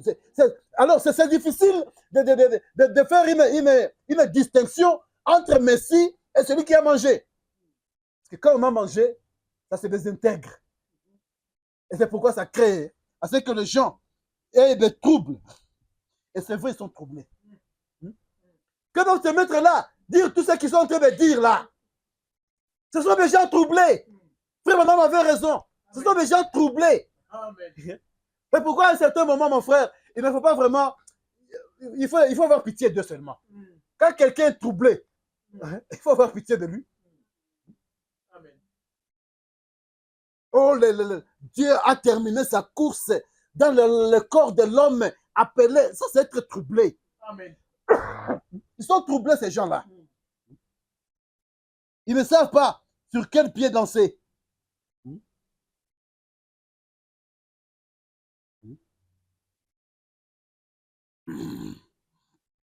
Paragraphe 113, comprenez. Il dit, mais voyez-vous, sa vie s'est partagée le jour de la Pentecôte. Quand le rocher était seul sur la terre, quand Jésus marchait, il pouvait marcher seul. Il pouvait aller chez Marie. Il y avait tout Dieu qui marchait avec un seul homme. Mais le frère on nous dit, quand nous l'avons mangé, il dit, mais voyez-vous, sa vie s'est partagée le jour de la Pentecôte. Lorsque cette colonne de feu descendit, qu'est-ce que ça fait? La Bible nous dit que quand il est descendu, il s'est partagé sur tout ce qui était là. Amen. Et c'est là où ça a créé des messiettes. C'est pourquoi nous ne sommes pas ces Jésus-là. Amen. Parce que Jésus-là s'est désintégré. Et il s'est partagé sur plusieurs. Et quand tu as une petite partie, tu es siette. Mais celui qui va te voir, parce que bien que tu aies une partie, tu es quand même Messie. Parce que c'est la même parole. Amen. Et cela trouble les gens. Et quand il te voit, il peut-être lui là, c'est lui le Christ. Oui. Et nous sommes en train de vivre ça dans le message aujourd'hui. Là, on ne parle pas aux catholiques. Là, on ne parle pas aux protestants. Là, on ne parle pas à toutes ces dénominations. Ça, c'est l'esprit qui est même dans le message aujourd'hui. Les gens qui ne savent pas distinguer le Messie, le Jésus là, et tous ceux qui sont les messiettes. Il dit, lorsque cette colonne de feu descendit, et se divisa en forme de langue, et se posa sur chacun d'eux. Dieu se divisa parmi son peuple. Parce que l'Église et Christ sont un. L'Église et Christ sont devenus un. Lorsqu'il est descendu, le jour de la Pentecôte, il est descendu sur son Église. Il s'est fixé sur tout un chacun. Il y avait une portion qui est tombée sur tout un chacun. Et cela a fait de nous des messiettes. Cela a fait de nous. C'est pourquoi, je ne sais pas si c'est à Corinthe ou c'est où quand les hommes ont vu les gens pour la première fois, ils ont appelé les gens des chrétiens. Pourquoi? Ils ont vu Christ. Ils ont vu Messie dans ces gens-là. Et ils pouvaient les appeler des chrétiens. La Bible dit que c'était la première fois qu'on les a appelés chrétiens. Pourquoi? On a vu Jésus-Christ se manifester en eux. La même vie-là que Christ produisait, cette vie-là s'est produisée aussi par ces hommes-là, par ces femmes-là. Et Dieu, qui est riche en miséricorde, pouvait faire qu'un livre soit écrit. Job a fait demander ça. Il dit, si mes paroles pouvaient être écrites. Et Dieu lui a fait grâce. Et ce genre aussi, on a eu les actes des apôtres, qui étaient les actes du Saint-Esprit, qui s'est divisé sur tout un chacun d'entre eux. Et maintenant, ils ont produit quelque chose. Ils ont produit les actes de Christ. Ils ont produit les actes de Christ.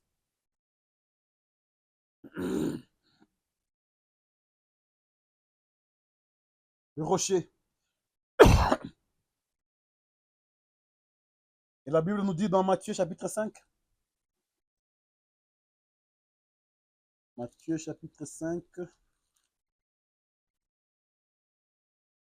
Le verset 6. Matthieu chapitre 5, verset 6.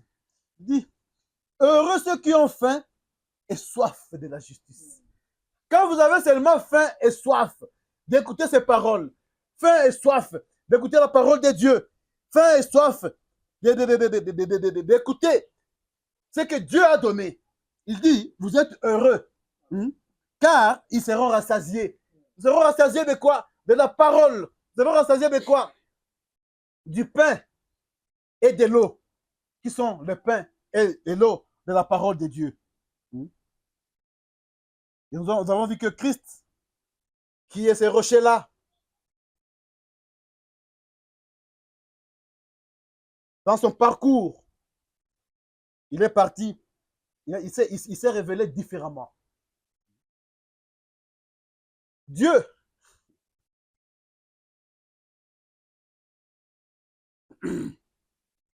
les gens qui disent que non, Branham, c'est le nom de Dieu, tout ça. On va écouter frère Branham. On va lire question-réponse numéro 3. Question 338.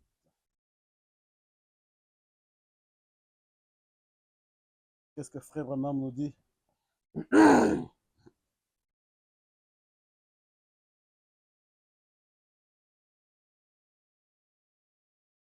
Il nous dit,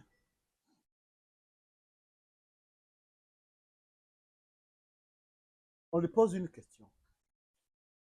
Il dit, le nom du Seigneur a-t-il changé pendant les différentes dispensations? Si frère Branham, le nom du Seigneur a-t-il changé pendant les différentes dispensations? Il dit oui. Il fut une fois appelé Je suis.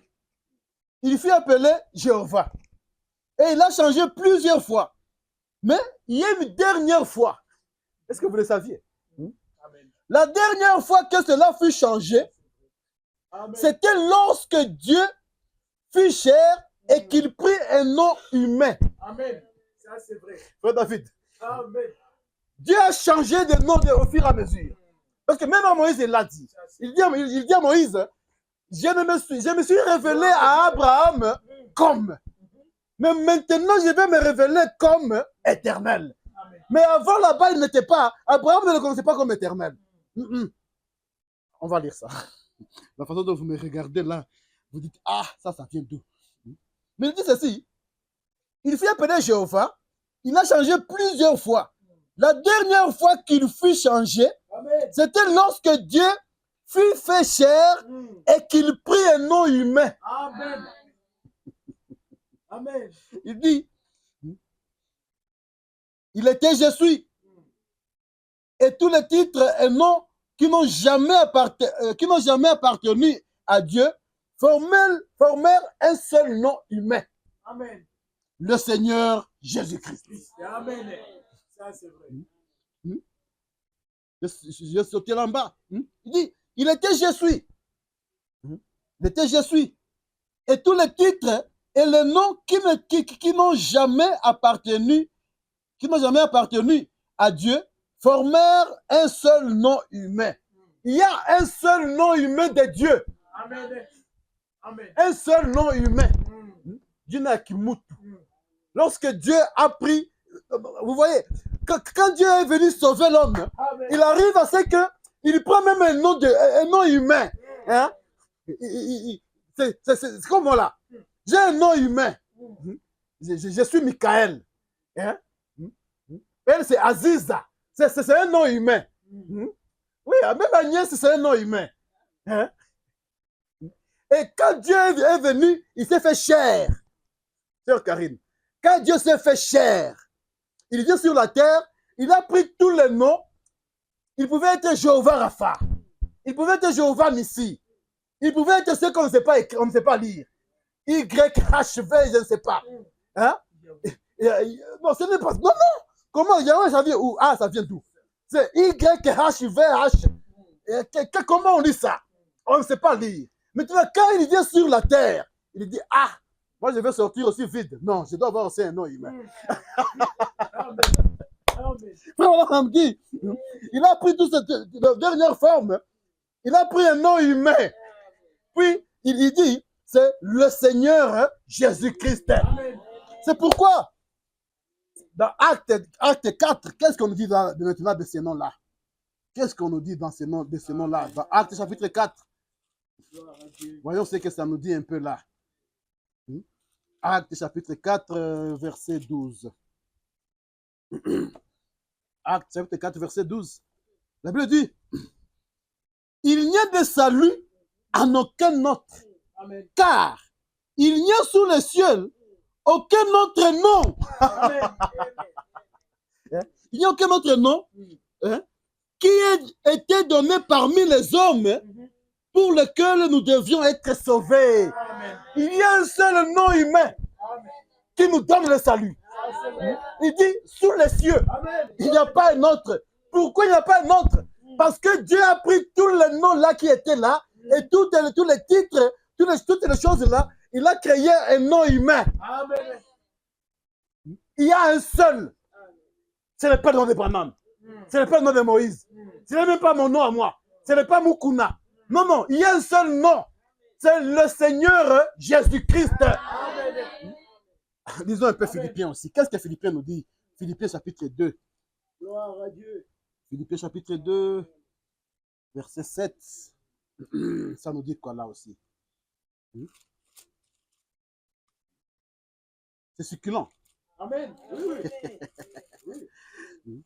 C'est pourquoi il faut laisser ces gens-là qui sont troublés. Oh, les tonnerres, oh, les noms nouveaux. Vous l'avez vu où? Il y a un seul nom. C'est ça que la Bible me dit. Et l'apôtre a dit quoi? L'apôtre, oh là là, disons verset 7, Philippiens 2, 7. Il dit,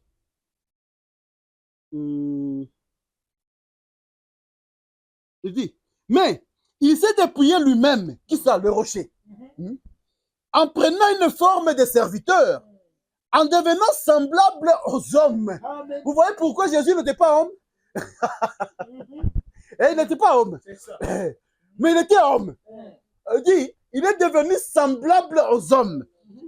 Et il est apparu comme un vrai homme.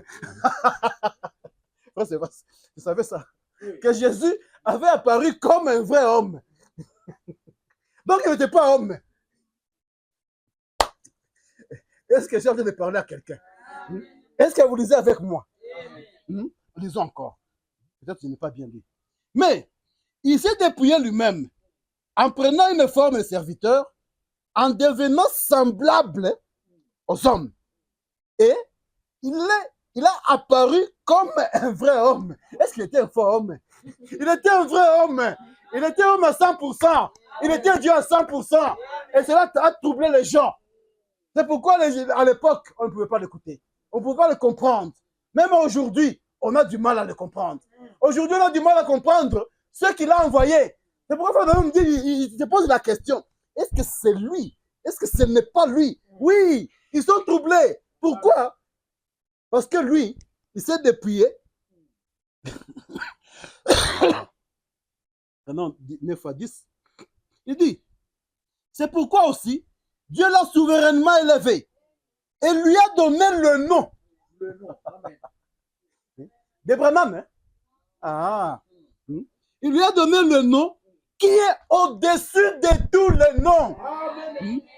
Afin que, au nom de Jésus, hein? Afin qu'au nom de Jésus, tout genou fléchisse dans le ciel, sur la terre, sous la terre, et que toute langue confesse que Jésus-Christ est Seigneur, à la gloire de Dieu le Père. Un seul nom, le nom humain de Dieu. Le nom humain de Dieu. Parce que nous aurions du mal à appeler le nom de Dieu. Son nom, notre, nous le connaissons là-bas.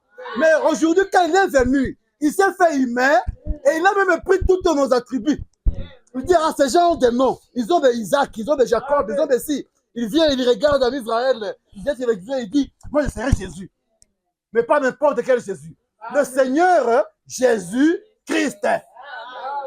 Tu vois, quand il faut parler de ces noms-là, la Bible dit, il ne faut même pas les citer en vain. Il dit, sous le ciel, dans les cieux, sur la terre, il y a un seul nom par lequel nous sommes sauvés. C'est ça le message que nous prêchons. C'est ça le message d'Abraham. Et tout celui qui viendra pour prêcher quelque chose d'autre, comme Paul de la Bible, ce sont des maudits. Amen. Non, nous connaissons le nouveau nom. Quel nom? La Bible nous dit qu'il y a un seul. Un seul nom. Disons un peu ce qu'il avait dit aussi à Moïse. Exode chapitre 6. Vous voyez comment le rocher là est en train de marcher. Ce rocher là, c'est Jésus, c'est Christ. Ce n'était pas une pierre. Oh, c'est ça même le problème encore. Quand il dit tu es pierre, et sur cette pierre, je bâtirai mon église. Les gens sont en train de chercher une petite pierre là. Non! Même chose avec le rocher. On cherche un rocher, je ne sais pas qui est comment. Mais ces rochers-là, ils mettent d'autres. La Bible dit que les rochers, c'est Christ. Exode 6, verset 2. Il ne faut pas lire avant les prédicateurs. Bon, à cause de vous, je commence à 1. L'Éternel dit à Moïse, tu verras maintenant ce que je ferai à Pharaon. Une main puissante le forcera à le laisser aller. Une main puissante le forcera à le chasser de son pays. Dieu parla encore à Moïse et lui dit, je suis l'Éternel. Je suis apparu à Abraham, à Isaac et à Jacob comme le Dieu Tout-Puissant. Mais sous mon nom éternel, l'Éternel, je n'ai pas été reconnu par eux. Il a beaucoup de noms. Et il apparaît selon comme il le veut, comme il le souhaite. Il dit à Abraham, j'étais le Dieu Tout-Puissant. À Isaac, le Dieu Tout-Puissant. À Jacob, le Dieu Tout-Puissant. Mais aujourd'hui, je suis l'Éternel. Il dit à eux, je ne m'étais jamais apparu comme ce nom-là. Donc, Abraham ne savait pas qu'il était l'Éternel. Est-ce que vous suivez? Abraham ne savait pas ça. Jacob ne savait pas ça. Il n'y a que Moïse, quand il est venu, il a vu aussi l'Éternel, le Dieu Tout-Puissant. Et puis, il lui a dit, bon, je suis aussi éternel. C'est comme quand il est arrivé sur la terre. Il dit, j'ai pour tous un autre nom. Alléluia. Et il y a une chanson que le serviteur de Dieu aime chanter. Hein? On va donner le nom. Les noms. Alléluia. Au-dessus. Il a reçu le nom au-dessus de tous les noms. Et au nom de Jésus, chaque genou fléchit. Dit, je ne me suis pas fait connaître. Vous voyez, c'est ça que nous sommes. C'est ça que la Bible se complète toujours. Dieu ne révèle pas tout à ses prophètes. Même à Abraham, il n'a pas révélé qu'il était l'Éternel. Il n'a pas révélé ça. C'est à Moïse à qui il a dit. Et quand Moïse lui pose encore la question, mais les enfants d'Israël me demanderont, quel est le nom? Il faut connaître le nom. Le nom, c'est très important. C'est très important. Il dit, j'irai vers les enfants d'Israël. Je leur dirai, les dieux de votre père, mais ils vont me poser la question, quel est son nom? Dieu le regarde. Et tu leur diras, je suis. Ah, l'Éternel dit oui. Tu leur diras, je suis. Et s'il dit non, tu sais, les autres là ne me connaissaient pas comme ça. Aujourd'hui, je suis maintenant l'Éternel. Et puis quand il est venu chez nous, il dit, je suis Jésus. Il est en train de... Alléluia. Il y a le rocher là qui est en train d'évoluer. C'est pourquoi il faut le manger. Et quand on le mange, on vous dit que vous devenez aussi des messies. Vous devenez des messiettes. Vous devenez des messiettes.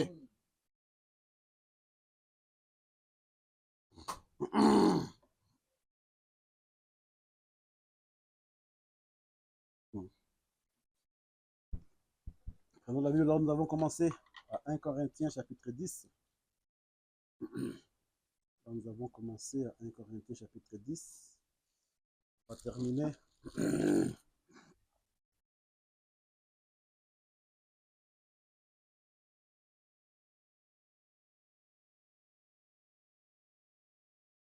Le 5e verset nous dit, mais la plupart d'entre eux ne furent point agréables à Dieu, puisqu'ils périrent dans le désert. Or, ces choses sont arrivées pour nous servir d'exemple, afin que nous n'ayons pas de mauvais désirs comme ils en ont eu. Mais ne devenez point idolâtres, comme quelques-uns d'entre eux, selon qu'il est écrit, le peuple assis pour manger et pour boire, puis se levèrent pour se divertir. Dieu nous demande de ne pas être des idolâtres. Dieu nous demande de ne pas être des rebelles. Dieu nous demande de ne pas être comme ceux du désert. Qu'est-ce qu'ils étaient dans le désert? Ils se sont rebellés contre Dieu. Et la Bible nous dit qu'ils périrent là-bas. Et aujourd'hui, nous avons l'idolâtrie qui est entrée dans le monde du message. Et si l'idolâtrie est entrée dans le monde du message, ça va créer les morts comme ça a créé les morts dans le désert. Parce que Paul aussi, il est en train de nous mettre en attention, de ne pas faire comme cela. Disons chapitre verset 11. Et puis, ces choses leur sont arrivées pour servir d'exemple et elles ont été écrites pour nous, notre instruction. À nous qui sommes parvenus à la fin des siècles. Nous sommes parvenus à la fin des siècles. Ces choses ont été écrites pour que nous puissions être, ça peut être des exemples pour nous. Et quand on se dit, c'est pourquoi mes bien-aimés, fuyez l'idolâtrie. Fuyez l'idolâtrie. Fuyez tous ces gens-là qui font des créatures aujourd'hui comme leurs créateurs. Ils ont pris les hommes. Ils ont pris les loin de Dieu. Parce qu'ils sont troublés dans leur entendement. Parce qu'ils ne savent pas comment, dans ce qu'ils doivent croire. Ils commencent à faire de l'idolâtrie. Et l'idolâtrie, c'est quoi? Dieu punit toujours ça, sévèrement. Parce que notre Dieu, il est aussi un Dieu jaloux. C'est un Dieu jaloux. Je me suis toujours dit, c'est que l'Éternel, le Seigneur a dit à son serviteur Moïse dans Exode 7, si le Seigneur pouvait le dire dans ces mots ici, Abraham, Les idolâtres aujourd'hui seraient comment? Il dit, Exode chapitre 7, verset 1. L'Éternel dit à Moïse, vois, je t'ai fait Dieu pour Aaron. Pour Pharaon, ok. Ton frère, pardon, non. Pour Pharaon, et Aaron, ton frère, sera ton prophète. Je t'ai fait Dieu pour Pharaon. Pourquoi Dieu l'a fait? Dieu a fait de Moïse Dieu. Pour qui? Donc, tous ceux-là qui font de Branham leur Dieu sont des pharaons. C'est la descendance des pharaons. Amen. Mais la descendance de Dieu n'a pas Moïse comme Dieu. C'est Pharaon. Amen. C'est comme ça. C'est comme ça. Moïse n'était pas Dieu pour les enfants d'Israël. Il était leur frère. Amen. Mais pour les incrédules, pour les incroyants, il était leur Dieu. Il y a un mystère qui est là-bas. Amen. Il y a un mystère qui est là-bas. Verset 9, il dit,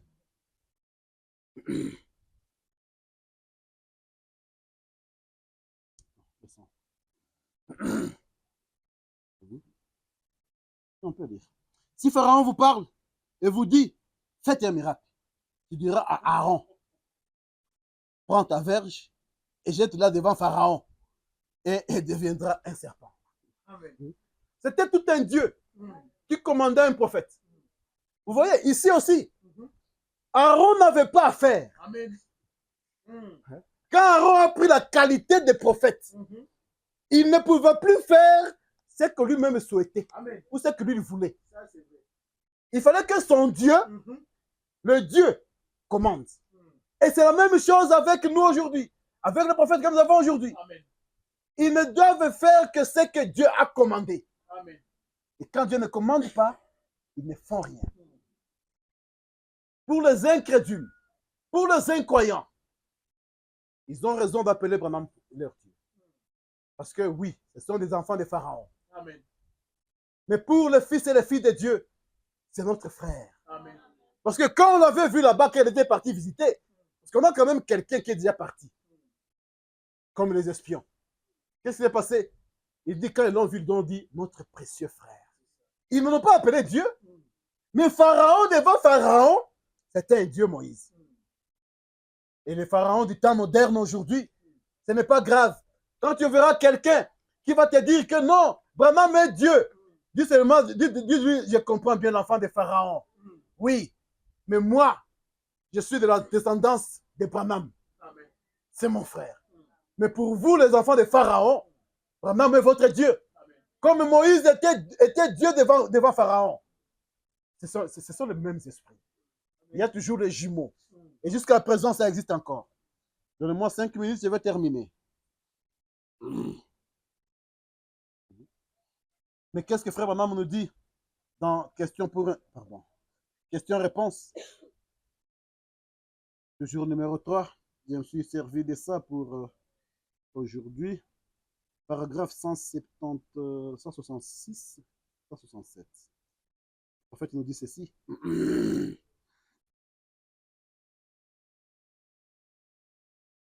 Je dis, mais parce qu'il y a des questions sur lesquelles même lui, le prophète, comme homme, n'avait pas de réponse. Il devait s'attendre à Dieu. Et cela montre toujours, et cela nous renforce encore dans notre position, qu'un homme reste un homme. Il dit ceci, mais je désire vous dire ceci, quand vous viendrez à moi pour me demander quoi que ce soit, je vais vous répondre au mieux de ma connaissance. Si c'est dans la parole, peu importe si cela me condamne, j'ai beaucoup de liens dont je devrais me débarrasser parfaitement. Il dit, quand je vous viendrai, même si ça doit me condamner moi-même, Branham, si c'est dans la parole, Je dois être là. Je dois s'aimer ça convenablement. 180 dit quoi? Apparemment, je n'ai pas terminé avec ça. Mais je suis à la fin.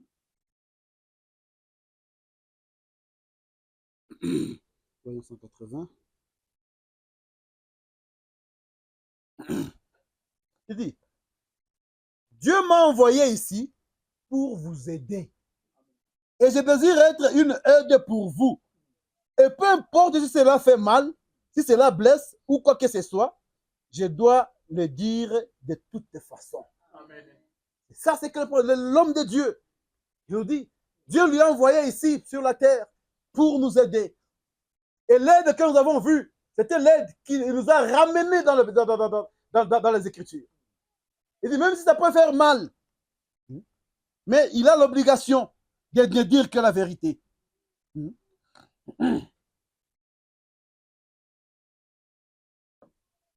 Alors le prophète pouvait dire, disons, la foi de Marie. La foi de Marie du 21 janvier 1961. Paragraphe 61C. Paragraphe 61C. La foi de Marie. Il dit, j'ai lu vers la fin là-bas. Il dit, vous voyez, rappelez-vous ce que l'ange a dit. Il a dit, si tu peux amener les gens à te croire, voyez-vous, non pas me croire moi, c'est lui, mais croire qu'il m'a envoyé vers vous. Amen. Pour nous, le Seigneur a envoyé le prophète pour nous, pour faire quoi?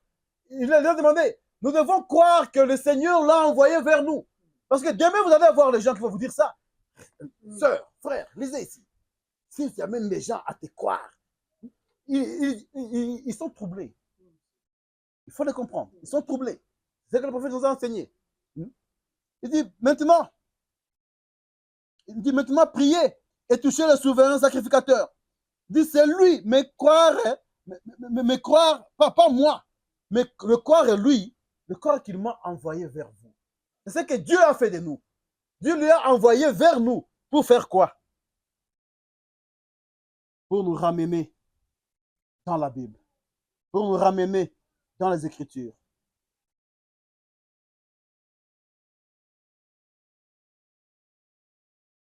Je voulais toucher quelque chose, mais ça peut me prendre encore.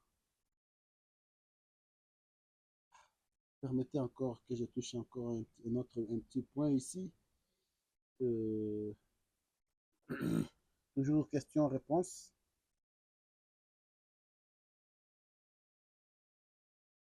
Question-réponse numéro 3. Il y a une question qu'on avait posée à Frère Branham. C'est ça aussi. Tout ça sont des questions d'actualité. Que vous allez trouver les gens qui vont vous troubler avec tout ça. Écoutez cette question. Question 349. Ça doit être paragraphe 202. Il dit, Frère Branham, maintenant Frère Branham, est-ce vrai que personne à part vous ne devrait prêcher? Bon, je ramène Branham à la chair, tout ça. Écoutez, miséricorde. C'est ça la prophète, il a la réponse du prophète. Il dit, miséricorde, frère, sœur, qui que ce soit qui vous a raconté que personne ne doit prêcher sauf moi? Qui vous a raconté ça? Frère Branham, même lui-même s'étonne. Aujourd'hui, les gens, ils sont là pour nous montrer que non, la bouche autorisée, c'est la seule qui doit parler. Mais la bouche autorisée est en train de parler ici. Quand il pose la question de savoir, Frère Branham, vous êtes le seul qui doit prêcher. Vous seul devez prêcher. Qu'est-ce qu'il dit? Il dit miséricorde, frère, sœur, qui que ce soit qui vous a raconté que personne ne doit prêcher sauf moi. Il dit, je serai certainement un pauvre homme devant Dieu avec tout cela. C'est ce que les gens disent là. Frère Branham, devant Dieu, un pauvre homme. Si lui-même avait cru cela. Mais gloire soit rendue à Dieu. Parce que qu'est-ce qu'il dit ici?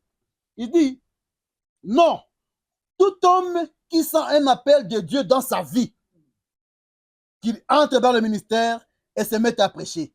nous avons besoin de lui. Amen. Oh, les Éphésiens n'ont pas de... Ça c'est qui? Ce sont des gens troublés. Il dit, il y a partout dans le monde des hommes, des dieux, qui sont oués pour prêcher. Je vais sauter. Je prends 205. Il dit, tout homme qui est appelé de Dieu doit prêcher l'évangile. Tout homme. Par les choses que nous sommes en train de voir aujourd'hui, les gens sont troublés et qui troublent même les églises, qui troublent même le monde du message aujourd'hui. Avec des doctrines qui viennent des démons.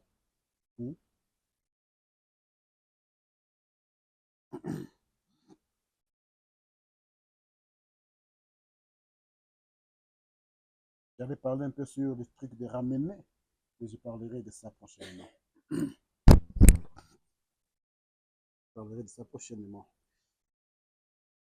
Nous avons vu ces rochers. Et ces rochers aujourd'hui, ce matin, ces rochers, il est là pour nous écouter. C'est un rocher qui parle. C'est un rocher qui attend. C'est un rocher qui veut seulement que nous puissions nous approcher de lui. Et il est prêt pour nous accueillir.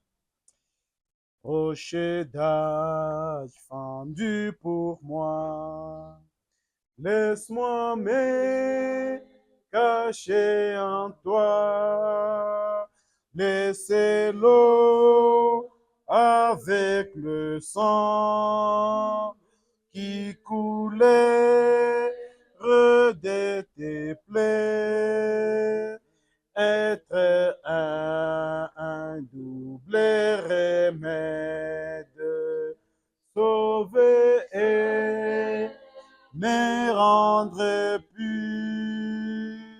que mes larmes. Nos larmes doivent couler aujourd'hui. Lorsque nous mettons notre vie, lorsque nous remettons notre vie à Dieu, lorsque nous remettons notre vie au Seigneur, afin que nous puissions être l'un comme ces rochers. C'est toi, seul, qui doit sauver. Dans ma main, il n'y a rien. C'est pourquoi nous allons vers ces rochers-là. Parce que ces rochers-là, c'est le pain et c'est l'eau. Oh, Dieu Tout-Puissant. Attachons-nous à la croix de Jésus ce matin. Que chacun de nous, alors que nous respirons encore, c'est là où la parole de Dieu nous dit, aujourd'hui, lorsque vous attendez ma voix, n'endurcissez pas votre cœur. Car lorsque nos yeux se fermeront, ça sera tard. Alléluia. Et quand je m'élèverai, je te verrai sur ton trône, rocher d'âge fendu pour moi. Laisse-moi me cacher en toi. Créateur des cieux et de la terre, notre Seigneur et Sauveur Jésus-Christ. Père, nous te sommes infiniment reconnaissants pour cette parole, ô Dieu, que tu nous as adressée ce matin. C'est une parole digne de foi, car c'est une parole, ô Dieu, qui vient de toi. Seigneur, qu'il te plaise, Dieu, que cette parole puisse trouver de la place en nous. Que ça puisse être ancré, ô Dieu, dans le fin fond de notre cœur. Que ça puisse illuminer, Seigneur, notre foi. Que ça puisse soutenir notre foi, Père éternel. Que ça puisse nous éclairer, ô Dieu, sur notre route vers les cieux, Seigneur Jésus. Père, nous nous abandonnons entre tes saintes mains. Nous remettons ton serviteur entre tes saintes mains. Nous remettons, Seigneur, tes fils et filles qui vont suivre, ô Dieu, par le moyen des téléphones, ô Dieu, de la technologie, entre tes saintes mains. Afin que, Seigneur, cette parole puisse nous transformer. Ça puisse nous donner une position solide contre vents et marées de fausses doctrines que le diable injecte dans le message dans ces derniers temps. Merci Dieu, car tu nous as prévenus que les chiens ravisseurs viendraient et qu'ils feraient tout ceci. Et tu nous as dit que lorsque nous les verrons, ça serait aussi un signe que tu es proche. C'est pourquoi, Seigneur, nous te sommes infiniment reconnaissants. Bénis ton serviteur que tu as utilisé. Bénis, oh Dieu, toute oreille et tout cœur qui a reçu ce matin, Père éternel.